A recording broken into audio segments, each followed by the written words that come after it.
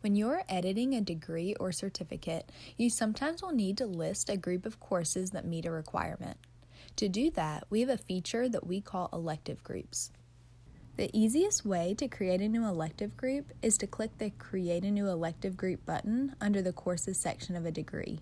You can also click on Content, Add, and Elective Group. If you don't have these options, then you likely don't have permission to create elective groups and will need to contact your site administrator. Next, you'll fill in your elective group information. Typically, you'll at least want to fill in the title and the number of credits. You can also add a description and list applicable courses. You can also create as many course sections as you need.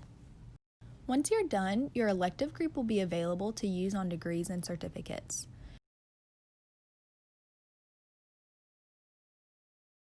Start typing the title of the elective group and it will auto-complete. To edit existing elective groups, the easiest way is to hover over the elective group on a degree, hover over the pencil icon, and then click Edit. You can then make changes to the elective group. Remember that those changes will be reflected anywhere the group is used.